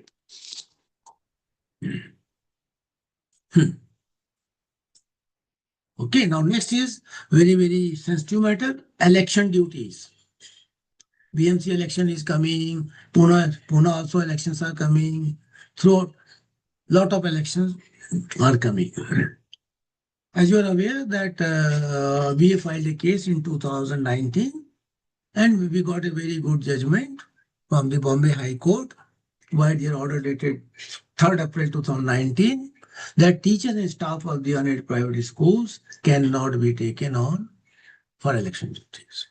However, they have been harassing us, taking time, threatening police actions, all those things were happening even last time also. Last time, 2 years back, we have given undertaking to the Honorable Bombay High Court, especially given by me, that we will tell the teachers, but this is the requisition has come from there. Choice is yours, right? But we school cannot compel any teacher to go for the election duties. But I think, but they were saying to few school have sent their teachers, this and that. Even the principal has to go for duties. That is an individual choice. Now again, from Pune school, we got 2-3 letters that they are asking the teachers to be employed for the election duties. So we are again moving to the Bombay High Court. Draft is ready with us next week. That in view of the order of 3/4/2019, you cannot requisition my school teachers, principals, or the staff for the election duties. Even the circular dated 30th December 2019 of the Election Commissioner, ECI, Election Commissioner of India, they said teachers should not be taken on that. Supreme Court judgment is there, St. Mary judgment is there. Teachers cannot be taken for election duty during the duty hours. But still, they are defying the rules. So these are for your information only. You want to say anything? You want any clarification? I can give to you.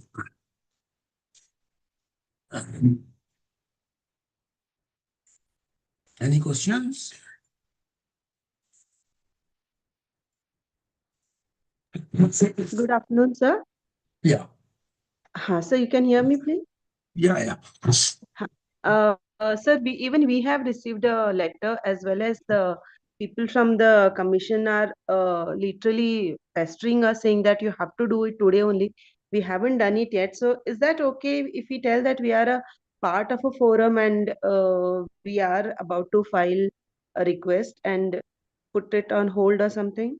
You send a letter, we give a draft to you that you can submit there. Huh? By quoting the judgment of Bombay High Court. Okay. Thank you. Here I one thing tell you, now Bombay High Court is very clear. For any writ petition, I have to provide the name of the schools. Okay. And those schools will only be, for any writ petition, the members who are the USF members will only be protected from that particular order. The people who are thinking that school in Aurangabad, they will get a benefit of our order of the High Court. Now that is High Court stop that practice. So it is important that members will be only protected, not anybody else. Okay. Yes. Whether it is MEPS Act, whether it is the election duty, anything is there like. Yeah. Thank you, sir. Yeah. Any question? No. No. Two more May I small come in, items. sir? Yeah, please. Sir, this is Abhas Nifadkar from City International School, Pimpri, Pune. Yeah. We have received a letter from the PCMC commissioner saying that we have to submit details for election duty. Yeah. Now, is it okay if we send you an email? Can you please provide us the draft that we need to submit against that letter, sir? Sure. Because they're pestering us and forcing, saying that they will take strict action, sir. Correct. They will say they will file FIR. Simple thing they say that only. Okay, so we'll send an email requesting for the draft. Yeah. Thank you, sir. Now, two more small agenda item. I'll just tell you. One is the NOC renewal, which I have been already telling you that renewal of the NOC is not required every 3 years. We already got a stay in 2009. We got a stay on 7th August 2009. And still 2 GRs are there, which are under challenge before the High Court. Writ petition is pending. We are not required to renew the NOC at all. Okay. Next very important thing which is coming forward now, the trust. In suppose Bombay trust is there, the Shops and Establishment Act. Shops and Establishment Act. This act very clearly says that trust. This very clearly says that charitable trusts are exempted from the Shops and Establishment Act. But now there various judgments are there which says if particular trust is only doing a charitable work, then exempted. If that particular trust is having a rental income, then that means you have a commercial activities. Then you are not exempted.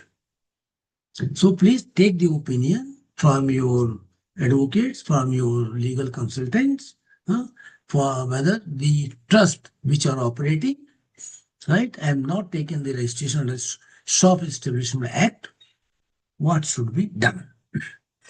Correct? Next important thing now regarding Hindi, that's Hindi language, that is died down, right? Marathi, so we know Marathi we have to teach compulsorily. That is going on. Now only worry about the CBSE notification, which says that CBSE notification dated 22nd May 2025, which says you have to teach into your urban language. That means your either mother tongue or home language. So this is how far CBSE is going to implement it for CBSE school in Maharashtra, that is to be seen, right? Which is not practical at all. Mother tongue, where the teachers, they went to Gujarati school, right? They belong to Gujarati. Can we get a Gujarati teacher to teach in Gujarati to the pre-primary teachers? So a lot of contradictions are there. I'm just cautioning you, because most of the schools in Dombivali, Kalyan side or Pune side, they are under CBSE syllabus. So you have to really analyze it and see whether the guidelines of CBSE are implementable or not. Last one but item, that RT reimbursements is not happening. The ISA Pune has already filed a case in Bombay, in the Aurangabad High Court, Bombay High Court, Aurangabad bench, but still government of Maharashtra is not reimbursing the amount, and total amount is pending around 2,200 crores. 2,200 crores is pending. Our suggestion is that all the schools nearby Bombay, Thana, Pune, Virar, all these sites, those schools, in case they want, we can file a separate petition to speed up the matter for recovery of such a huge amount. Right? Now, as you are aware that USF is undertaking, has decided to take a training sessions practically twice in a month from reputed organizations for enhancement of the skills of all our teachers and make them a global teachers, so that our children get a quality education. For this, we are incurring around rupees 10 lakhs per year. I am grateful to Green Lawns, but no, Chembur mein kya hai? Children's Academic and Sir, Green Acres. Green Acres, we are obliged to Green Acres and the Mr. Rohan Bhatt from the Children Academy, that they are conducting the training sessions free of cost without even taking cup of tea. So we are obliged to them for their charity philanthropist work. Now we have organized a very detailed, we have organized seminar on 13th October at 11 a.m. in the Jamnabai school for 2 hours to run through in detail about all the educational laws and the implication of various judgments of the Bombay High Court or Supreme Court. So all are requested, including all members from different associations are requested to join us on 13th October at 11 a.m. so that we can discuss and check out our collective line of action to protect the interest of all the schools and have a good lunch there. Sonali, principal of the Jamnabai, she has arranged a beautiful and very tasty lunch for all of you. After that, there will be a AGM for about an hour. So please bless us during the AGM also. So at the last now, any questions are left out? Anything so I can answer before? So one more reminder about the minority filling up the forms from the minority department for those who have completed, taken the minority certificate before 2017. Not required, but what to do? It's not required, neither they are pressuring, they are not taking any coercive action. So why we should precipitate and open their eyes by sending letters? Oh, no, but we are supposed to register, they have to send a notification, no? Notification by whom? That notification is valid for us. It's not valid. Okay. So as on today, we'll keep quiet. Yeah, Fine. keep quiet, not required. Why we should open their eyes? If required, we'll go to the High Court and take the direction from them. Again, I think they are at present asking only for the data. So as you say, then data dena to compulsory hai karke. The data to see today no school can hide any data from the education department or department. Data we will provide. There's no issue in that. If they take a coercive action, then see, I must clarify the provision minority for professional college is different. For that, there is separate circular is there, GR is there, notifications is there. They should have 50% minority students. But if they don't have, the only condition in the notification is that then you will give admission to other non-minority students. Then most of the professional colleges are complying that particular rules. So nothing to say anything. So I'm curious, again, this is Jay from Dr. Radhakrishnan. Yeah. Just to kind of a little confused over what Rohan sir was saying. So, sir, they've given the one of the notifications that have come is that the minority schools need to fill in their registrations by the 20th of October. Yeah. Correct. Now, this is for schools who got their minority before 2017. Yes, yes. So that we have to do, right? Why should do? Or what right they have got? See, once I have taken one already on my. It is while giving the minority status certificate, they have not specified to me, Mr. Kedia, it is for 3 years or 10 years, like my driving license. Okay. So doing online is not mandatory, sir. Madam, it is not written any place. It is valid for 10 years or 5 years or 3 years. Like NOC. Now they are writing 3 years. Okay, sir.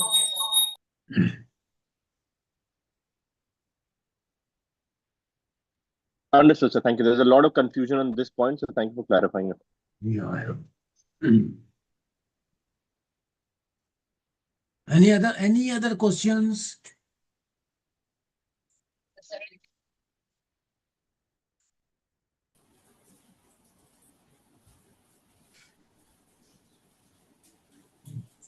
No questions? Thank you, sir. Mr. Kedia, if I could just add, as usual, just a word of appreciation on behalf of everyone who's attended this for the clarity and patience with which you take us through all these matters. I mean, besides your expertise in terms of all the points and technicalities, your, wit and wisdom peppered in makes it enjoyable on a Sunday morning in these long hours as well. And of course, as usual, Dr. Neelam, you're always super attentive to ensure that no question goes unanswered. So really grateful for this kind of guidance. Sonali. Yes, sir. Yes, sir. See, I have declared on public platform that I am very afraid of all the principals, not the management. Yes. Because if I don't perform, I'll get you will not pass me, correct? Pen and pencil in your hand, right? So I have to serve all of you to best of my competency, so I can at least get 45-50% marks, correct? I'm sure everybody here will agree you deserve 10% results, full percent marks. And sir, thank you for letting people know about the next AGM at Jamnabai Narsi School. It would be very helpful to ensure that tasty lunch is suitably prepared if we have an indication of the numbers that will attend. We'll get a news. Mr. Leon will do the workout on that. Perfect. But Sonali, don't forget to have some very tasty sweets. Otherwise they will not come. Without any good sweets is served. All our ages, this is the last thing we should be asking for. But Sonali, this is really highly appreciated what you have just said, and we completely resonate with you. Thank you for thanking Sir also on behalf of the entire member group. And Sir, you have a lot of homework, but please help us out to understand the nuances of the whole thing. We'll do that. We'll do that. The moment you told Leon is noting and he will dial me after 10 minutes. Sir, please give me dictation. Kedia sir, once again, big thank you. Thank you. Father Swami here. Father Swami has been there all through, also. Father की तो सेवा करनी पड़ेगी ना सरकार. Sir, you have been always kind to us. Very grateful to you. No, we are always at your service. 24 hours we are at your service, boss, for all of you. So I really appreciate your contribution, your support and guidance to us. We are always at your service, 24 hours. Wish you very, very happy Dussehra to all of you. So thank you, sir. Wish you also very happy Dussehra. Thank you very much, sir. Thank you, ma'am. Thank you. Have a nice one.